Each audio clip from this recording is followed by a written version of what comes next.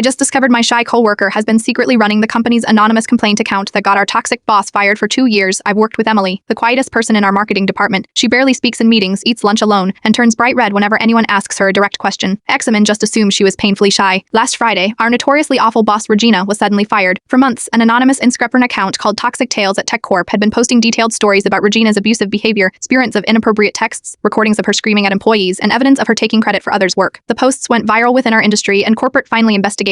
I accidentally discovered the truth yesterday. I was working late and heard sobbing from the supply closet. I found Emily sitting on the floor surrounded by papers, frantically digging something on her phone. "Are you okay?" I asked, startling her so badly she dropped her phone. It landed face up. The admin dashboard for Toxic Tales at Tech Corp. Our eyes met.